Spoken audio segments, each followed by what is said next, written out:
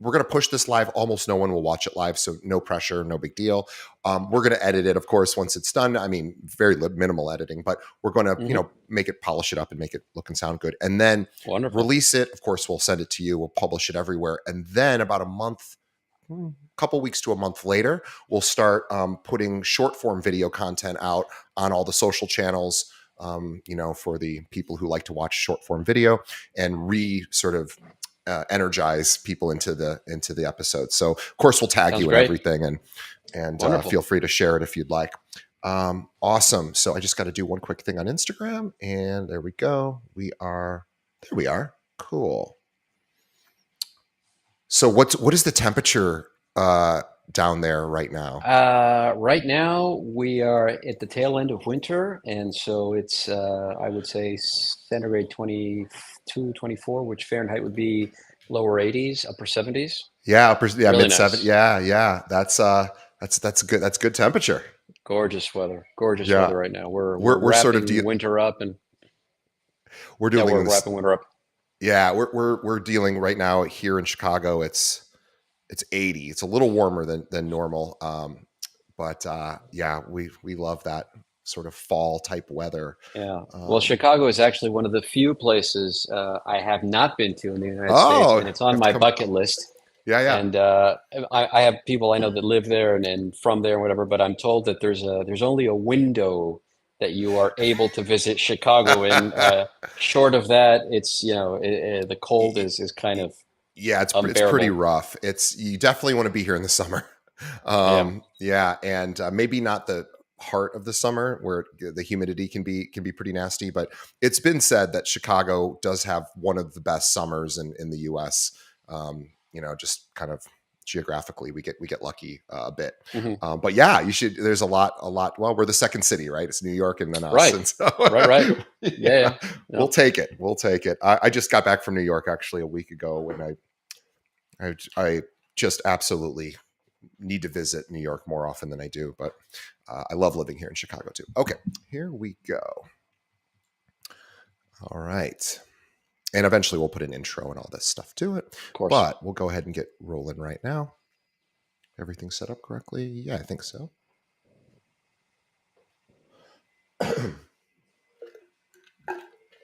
All right. Okay, today on the show, we have Maximiliano Götz from MGNI in Argentina. Let me tell you more about Max. Now, Maximiliano Götz is a seasoned professional with over 25 years of real estate and management experience. He operates the M. Götz Negocios Inmobiliarios, which is MGNI, which serves the city of Buenos Aires in Argentina and the province of Buenos Aires, and is a member of the National Association of Realtors. Götz attended Lincoln School in La Lucia for his elementary through high school education. So his American grandparents and mother played a crucial role in his ability to handle English-speaking clients relations effectively. He pursued higher education at University del Salvador and University Nacional de la Matanza. My apologies. I do not speak Spanish, so I'm doing my very best. But MGNI, his firm, offers a range of services, including real estate transactions, property management, appraisals, and consultancy for both local and international clients. And the reason that we're bringing Max on the show today is that we don't ever talk on the show about international investments outside of the U.S. And we figured, with things being the way they are right now with U.S. real estate, in particular with the NAR settlement, that's obviously changed some things for buyers and sellers here in our market, that perhaps it would be a good idea to also introduce the idea, of course, outside investments. And certainly people are doing that. And 7 years on the show, and I haven't really ever had this conversation. So I'm so excited to bring on Max. Please visit Max on his website, and I'm going to spell it for you. It's MGOTZ.com. MGOTZ.com. We have a link to that in the show notes as well. Max, welcome to the show. Thank you so much for having me, DJ. It's a thrill. Thank you. It's a thrill for me as well. I was asking Max just to talk to the listeners for a second. Just before he came on, you'll notice Max does sound like he is not from Argentina, at least what I would assume somebody from Argentina, born and raised, would sound like, but he is. And we talked, in the little intro there, we talked about how he studied English, of course, growing up. But it is truly incredible. You probably have less of an accent, American accent, than I do, but you have really it's amazing that you've spent your whole life there. But how did you, obviously you were born there. How did your parents get to Argentina? Well, they had the foresight. My mother, who actually lived in the United States, and my grandparents, who were New Yorkers. My grandparents would come and go to Argentina, and then they settled here for a number of years, and then they went back to the States and eventually retired in Florida. But my grandparents, my mother's parents, and my mother had kind of the foresight to K through 12 put me into the international school, of which, all capitals have one of these, where all the expat kids and military kids, all these guys go to. And so, added to the fact that my mother, an English professor, my grandmother was also an English educator, and also from the United States. So you can imagine English was heavily spoken, not just at home, but obviously at school. Plus the fact that I would, during our winters and your summers, I would fly up to the States and spend 2 or 3 months at a time. So the language, the formality of the language was quickly added to all the nuance and the colloquialism and all that kind of fun stuff. And I guess to a degree, the fact that I love it as much as I do, the language and meanings and stuff like that, I guess that also helped, because like when you like something, it comes a bit easier. Absolutely. Well, it's incredible. I suspect you probably even meet people, local natives in Buenos Aires who probably go, "Oh, wouldn't assume that you were born and raised here as well." I've been told I sound like someone who is from New York a lot, someone who's from Kansas, which was a first a couple of years ago, and then one guy told me I sounded like Jeff Goldblum. So I've been trying to perfect that too. Oh, you do have a little bit of Jeff Goldblum. I love it. I love it. Well, let's talk about real estate in Argentina. So, first of all, how did you get into the real estate industry down there? Well, I started one of my very first jobs, as cliche as it sounds, was in real estate for a number of months, and then I moved on to other things, and eventually went to university. But I kind of liked it, and I liked the fact that it involved working with people. I was in law school for a number of years, and it wasn't my thing. I did not enjoy it. So right around the time of being either second or third year law school student, a friend of a friend had a foreign couple that needed help managing a property that they had here in Buenos Aires. So I took that as a kind of an odd job, and we managed it, and we did the pre-Airbnb thing, which is VRBO, Sure. for rentals, which was at the time pretty big here, exploding. So we started with managing that property, and that, in a good way, sort of snowballed into 2 apartments, 4 apartments, 10 apartments. And I said, well, gosh, I'm going to kind of professionalize this and make a website and make a this and make a that. Once it became a kind of a fixed 9 to 5, or actually Monday to Monday job, where we also added city tours and concierge services. That, plus the fact that I wasn't having any fun at school, I sort of began doing that altogether, just that branch of real estate. Over time, what happened was a lot of people wanted to buy. Foreigners would come down and say, "Wow, I love my stay here, and I would really like to consider um, working or buying something here." So that over time, because I wasn't licensed at the time, I had to send my clients across the street to someone who was licensed, and then in the hopes of getting a commission from them. So that prompted me to go back to school and become a realtor, which in Argentina is a 3 year college course. It's not Wow. yeah. It's a college course. But essentially, that's what had happened. And one of my favorite stories is that early on, we had a guy from Southern California who, to this day, is a client, and a very kind of, you know, agreeable single guy who travels the world. He said, "Look, I'd love to take you out to dinner and learn more about buying real estate." So we went out to dinner. It was a business dinner, and we hit it off. And at one point in the conversation, for whatever reason, something reminded me of a scenario from the TV show Seinfeld, which I know for you guys was massively popular. And I'm a huge fan. And this guy happened to be probably right up there as big a fan as I am. And so that immediately shifted the conversation from here's how you buy, here's how do, what you do, what you don't do, to remember the episode when, remember the episode when. And so from there, the restaurant was closing. We went for a couple of beers. We continued to talk about that. Cut to 17 years later, the guy is still a client. We manage his property, and we're still talking about the same, you know, silliness. So, you just the business just goes forward organically, however it will. But it kind of in a way found me because it mixed things that I liked, which is working with people, working with foreigners with whom I kind of have a rapport, especially U.S. and Canada, because that's kind of the culture that I was surrounded by. And so, yeah, I went back to college. I did I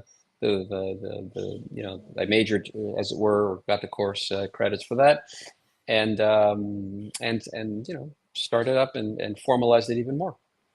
Well, thank you. Tell us a little bit about the real estate market in Argentina. Sort of what are you currently experiencing there, and where do you see opportunities, maybe even challenges? Yeah. Well, to answer your question directly, we are now in what could best be described the fifth year, sixth year, maybe even of a buyer's market. It's been a buyer's market for a long time. I do think we've already hit rock bottom, although we're not far above rock bottom. And for for those who may not know this, and there's no reason why you would know this, but Buenos Aires presents the ability to buy real estate at prices which are fantastic when you compare them to other world-class cities, New York, I don't know, Berlin, London, Paris, at a fraction of the cost, really, and with some of the most beautiful architecture you will find, and a very Latin ambiance, because we have this. It's like New York; it's a melting pot, and our forefathers are the Spanish and the Italian, and to a lesser degree, the Germans and the Austrians and so forth. Um, we have the eighth largest Jewish population here.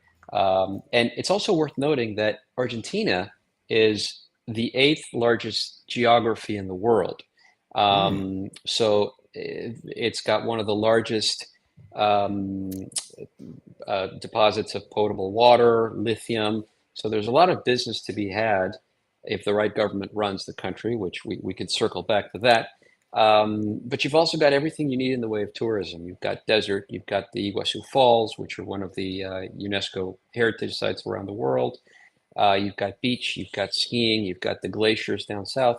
So there's a little bit for everyone. And And I would argue maybe the best food in South America, or certainly of the best food. Maybe Peruvians well, might think, every country thinks they probably have the best food, but Argentina is one of the South American countries that makes its way up here. We have Argentinian steakhouses here in yeah, Chicago, New York, bigger sure. cities have them.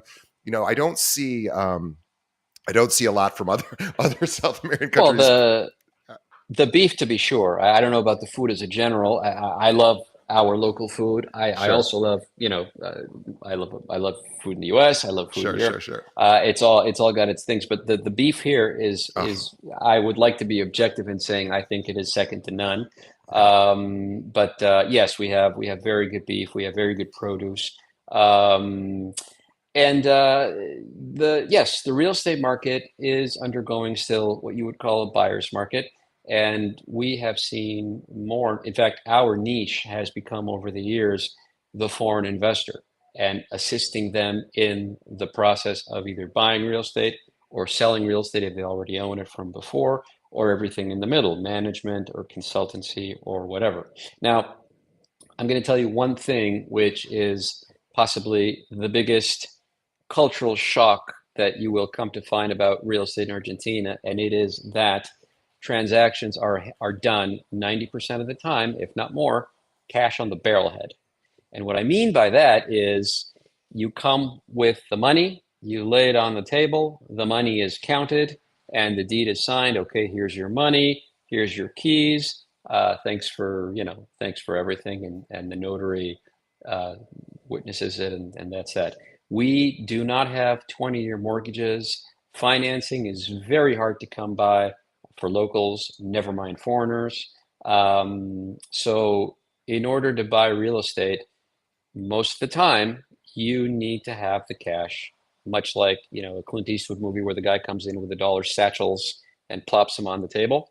You come in with the cash, and that's just the way it's worked for many, many years. And we're hoping to be able to join the 21st century and come up with other more pragmatic and safer solutions. But for in the meantime, that's how the final leg of it is done with cash.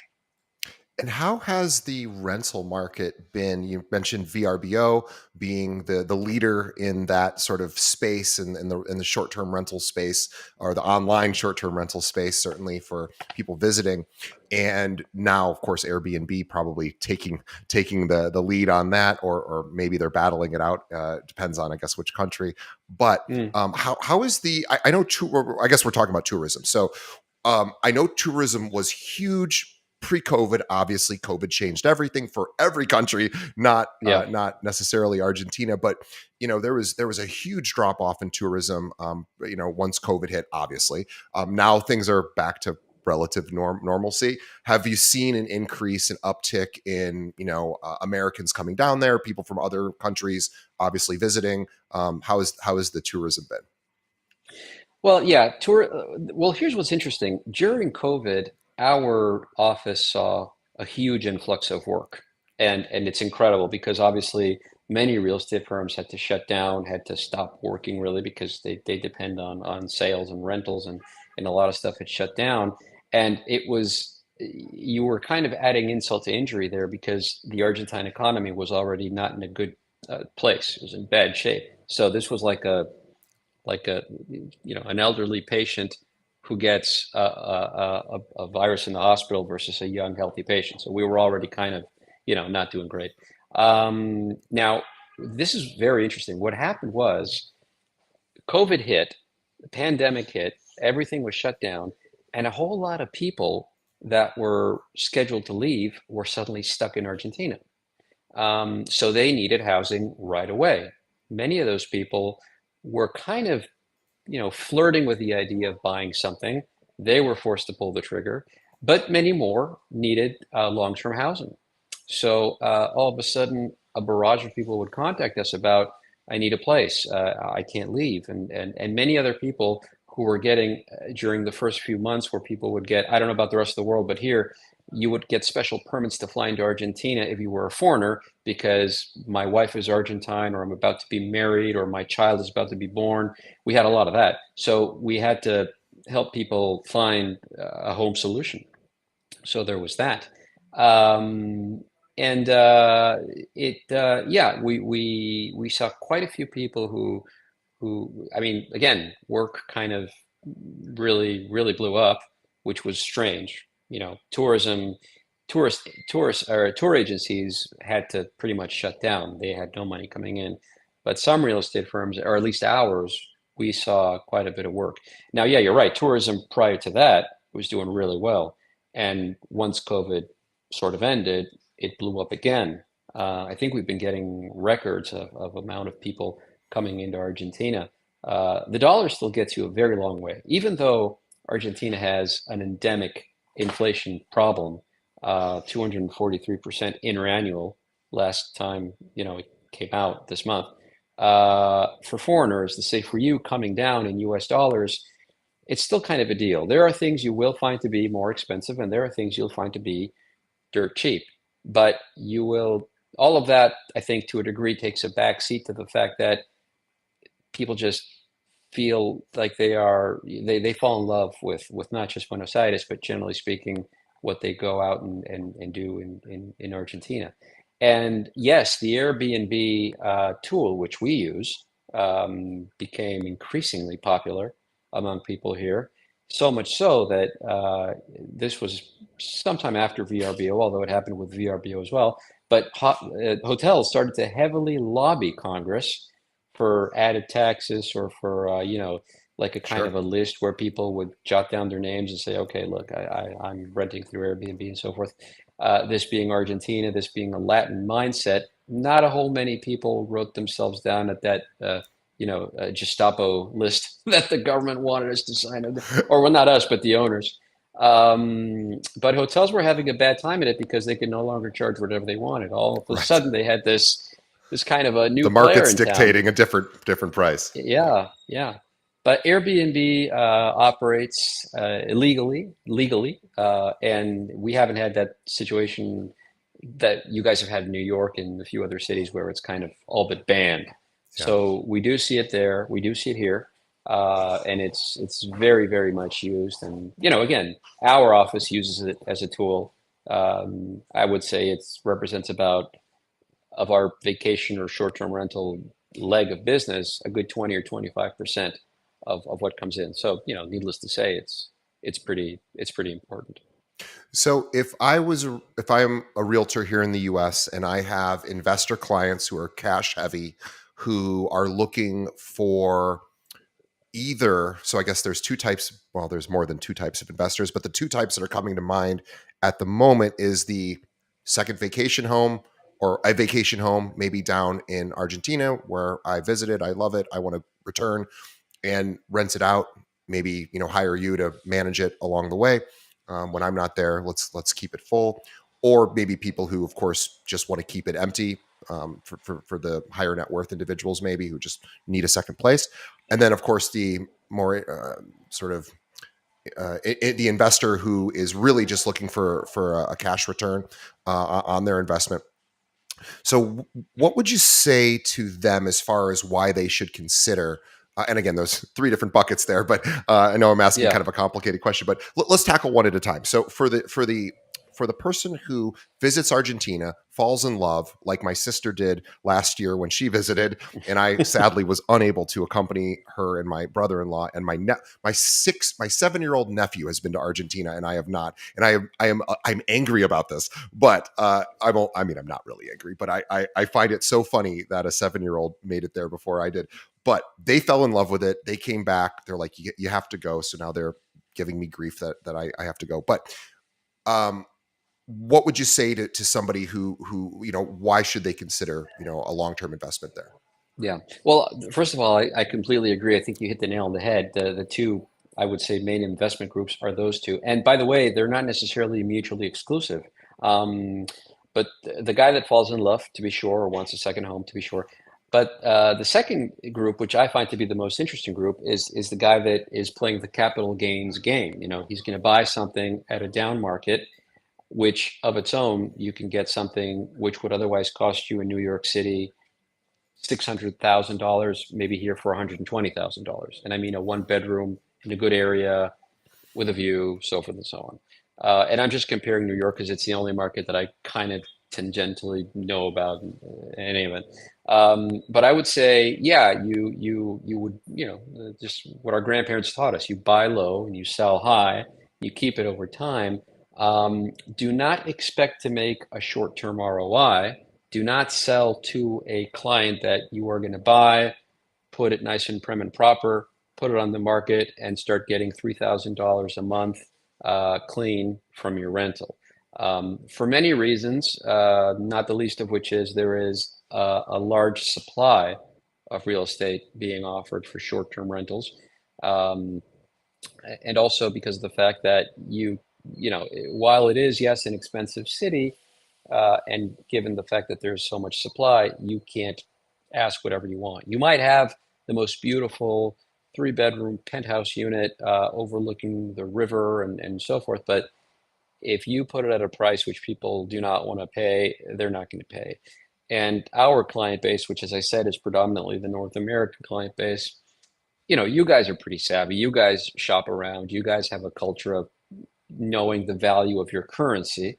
So while there are people who will try to overcharge, I think the seasoned tourist or even not seasoned tourist knows how to shop around for pricing.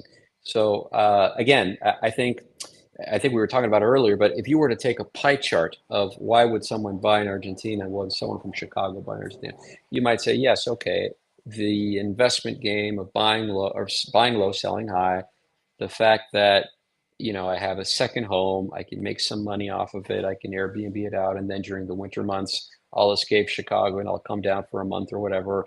Nowadays, you've got the digital nomad things, but in that pie chart, I can tell you in my conversations over and over and over again, it's the fact that, man, I love it here.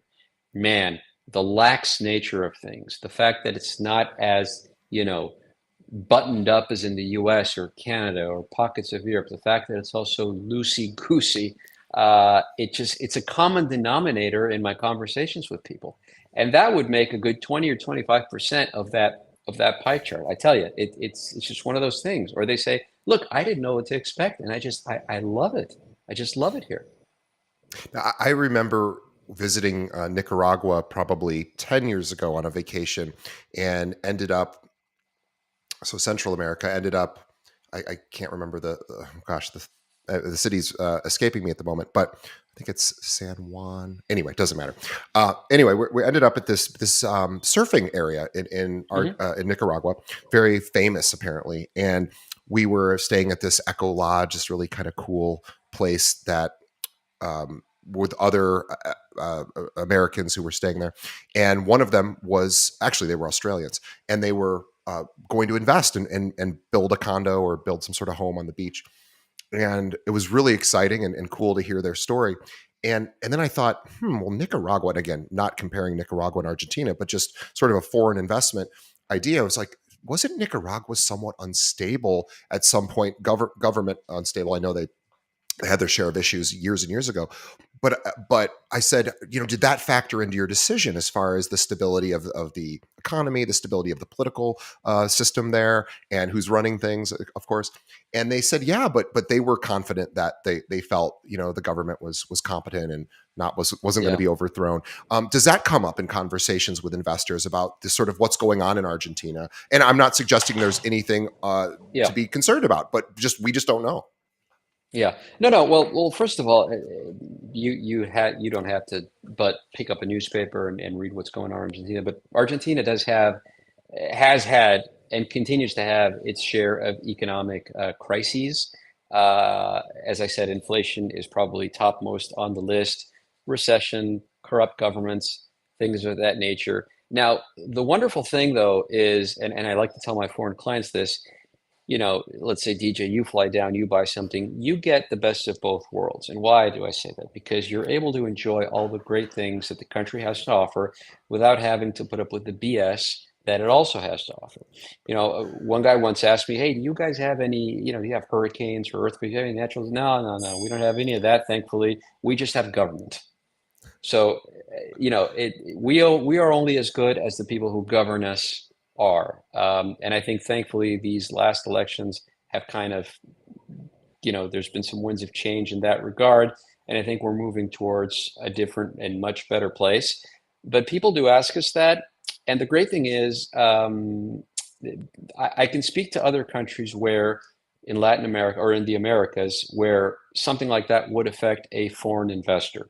There are stories about Costa Rica, Sure. Brazil, even Canada has certain laws and bylaws that you cannot buy as an American unless. Argentina, thankfully, has nothing like that. The owning property in Argentina is the process of getting from A to Z, to be sure, is complex, and we do hand holding, and that's kind of where we, I think, stand apart. And I think what we like most about our job, which is explaining, okay, now this is going to happen, and now this is going to happen, now that's going to. But the reality is, once it's all said and done, there is a notary public, which is not to be confused with how you guys have notaries in the United States and they have a rubber stamp at Kinko's. Yeah. Here, a notary public is necessarily a lawyer, and it's Mm. very, very hard to become a notary public. And he is the person who is in charge of not just signing and witnessing and stamping, but also he is in charge of the due diligence which includes, but isn't limited to, title study, insurance. He's the guy who will say, look, gentlemen, this cannot be signed because it appears that there is a lien on this property from the seller, or it appears that there is an embargo on that person's salary or whatever. So once all that's been completed and the due diligence done and everything is okay, and you, DJ, sign as the buyer, that's the end of it. No one can come out of the woodwork and say, hey, look, I'm the long lost son of the seller. I didn't approve this. No, you're not, because we did all the due diligence, we did all our homework, and here's the deed, which, by the way, comes in a special sheet of paper with a number and then sent to the county registrar's office, recorded, it comes back and given to you, and that's it. It's yours. Squatters' rights, uh, expropriation, anything. Expropriation, to be fair, does exist in Argentina, as it does in any country. But as we know, it has to do with taking the property or group of properties for the greater good, like a highway, like a that kind of thing. But you don't really hardly ever see that at all. So to your question, sorry, I kind of went off the reservation, but no, you don't. It doesn't affect. If anything, when there are economic woes and a buyer's market presents itself, that's when, I mean, we're preaching to the choir, I guess, here, but that's kind of when you strike, right? When the iron is hot. Sure. It's interesting. I looked up because I was curious. I don't usually hear Argentina in the news with respect to unrest.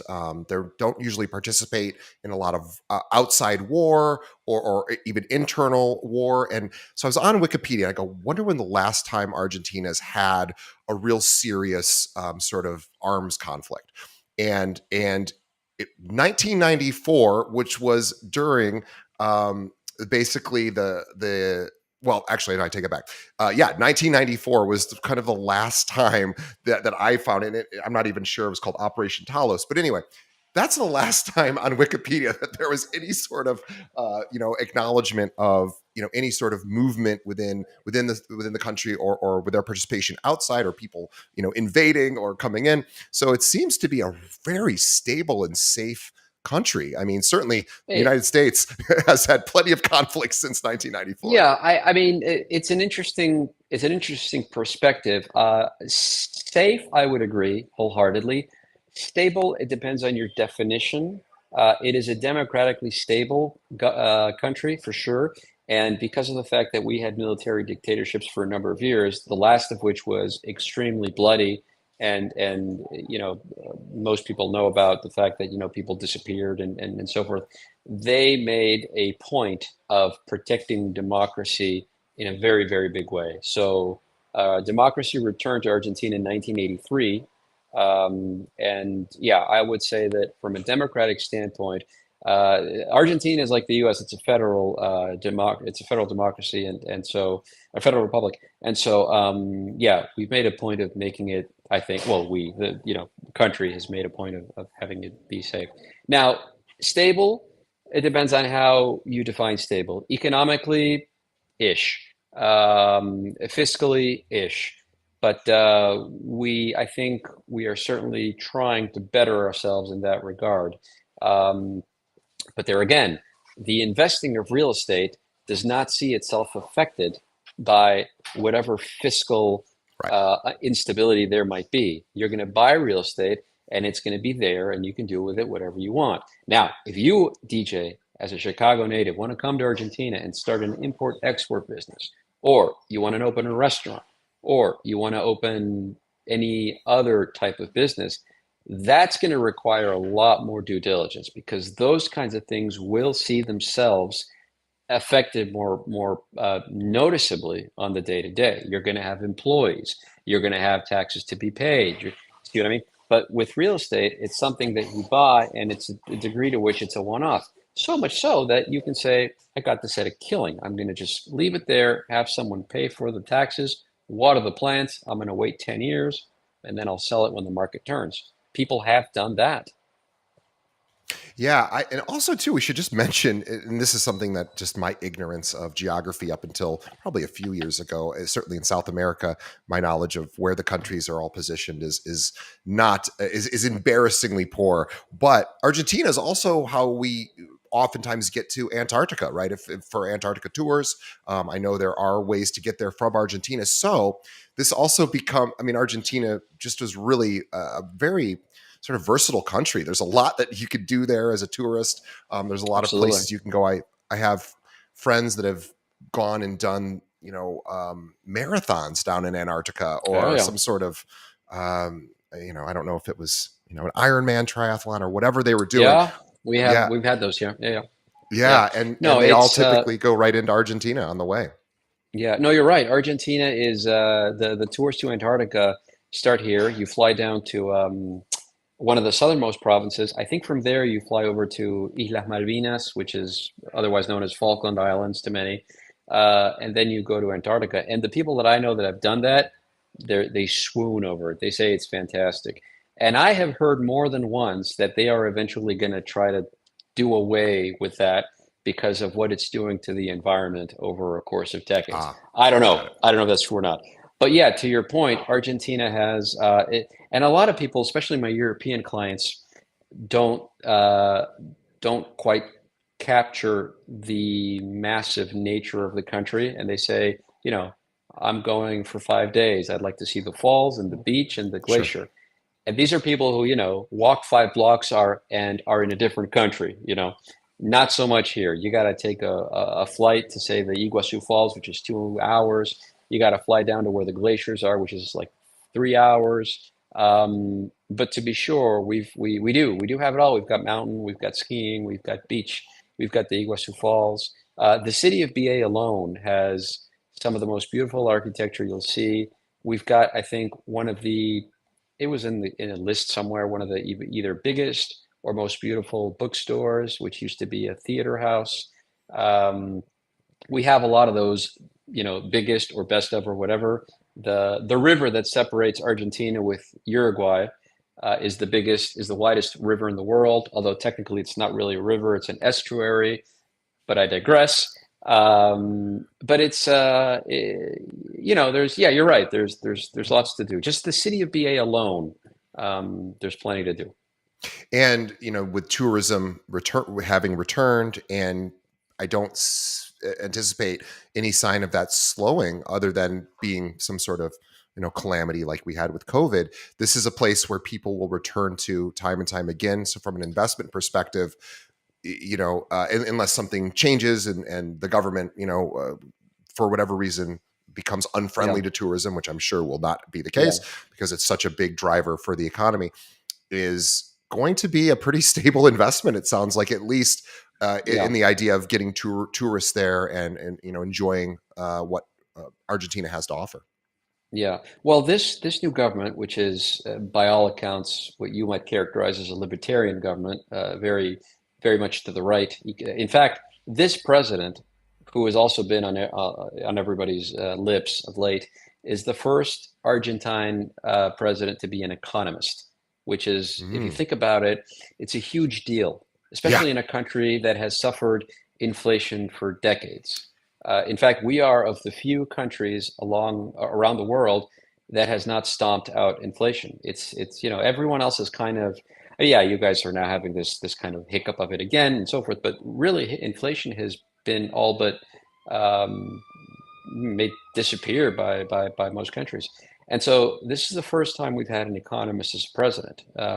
We've had lawyers, a lot of lawyers. We've had one dentist, one MD, and of course military corps presidents. But I think that opening up the floodgates of foreign investment certainly piques the interest of the world, we think.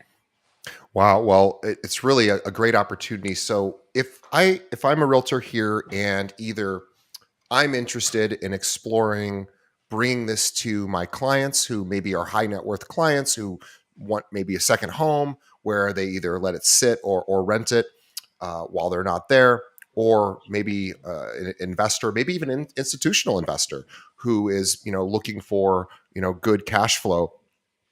What's really the best way someone could start to sort of get a hold of what's how it works down there and how they should present it to their clients? Well, I mean, to be sure, information is key. And in this age of the internet and everything else, information certainly is online. There's a lot of it which is faulty, and there's a lot of it which is inexact, but there's a lot of it which at least gives you a starting point. In our case, we made it a point to be members of the Realtors Association up in the States so that we could have a foothold in if anybody needed something, our name was there, and they could reach out to us in English, no less, so there would be nothing lost in translation. Also members of, for example, the Argentina Texas Chamber of Commerce. And again, in our case, we set up these webinars, and I even wrote a couple of ebooks that detail what the process is, and gives people a primer of what to do and what to know and what to expect. And then from there, people really need only Google real estate firms in Argentina and find out which ones are good, which ones are not, or actually, determine themselves which ones are good, which ones are bad, and take it from there. But reading up on it, maybe calling the NAR, maybe also reaching out to realtors here in Argentina, forums. Forums are also great for that.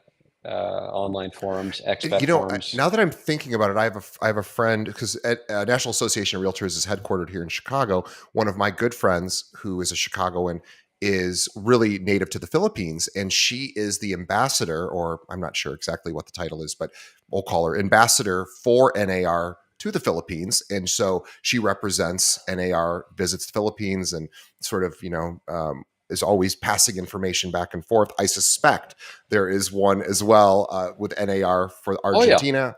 yeah, And yeah, and so that's another option too, is to call NAR and say, hey, I would like to learn a little bit more about Argentina. Is there someone I can connect with? Usually the way that NAR yeah, works is they will find someone who is natively born, oftentimes natively born in that country, who really yeah, understands the customs and culture and the politics and the financial, the fiscal sort of policies. And then sort of that person becomes a resource to other yeah. realtors as well as yourself. Well, Well, NAR, as you probably know, they have a collection of courses that they offer us. And I did the what is it, the CIPS, the Certified Hmm. International Property Specialist one, Hmm. and I was, which was very enlightening in terms of how real estate works in other American countries. Come to find, Argentina wasn't in the course. So I did the course. I reached out and said, "Hey, I recently completed this. Listen, I'd like to throw my hat in the ring to create the chapter of Argentina and add it there because you guys don't have Argentina and you can't not have Argentina." Um, so that's in the works, I guess. I have to talk to them again now that I think about it. But that would be, potentially one way in which the word could be made to come out and that. But I do think that the number one way that is word of mouth, and it's people saying, "Hey, I was recently in Argentina," or, "Hey, my brother-in-law was in Argentina." Well, go no further. You're saying to me that your sister-in-law came back and said, Yep. "You got to go. You got to go." So that happens a lot, and people seem to really like it. The word of mouth, I think, and again, these days with internet, you can find out anything. Sure. And then you got to get the right tools and the right people, uh, and take it from there.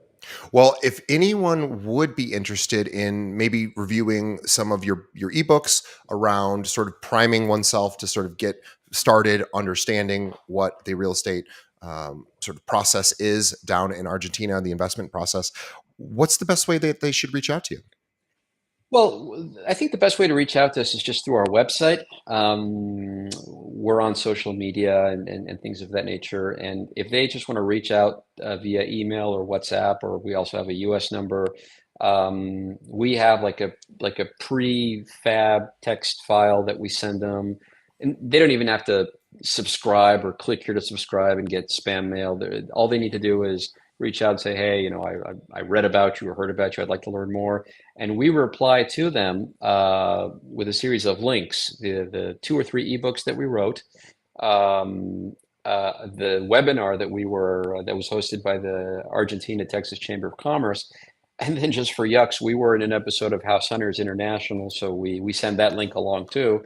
And again, it doesn't come with any need for them to subscribe or anything like that. They're not going to get hit with emails. They're just going to get replied to when they reach out to us. So, but yeah, through the website, which I think you said the domain, what that was, or you might add it later, but they can just reach out to us through there.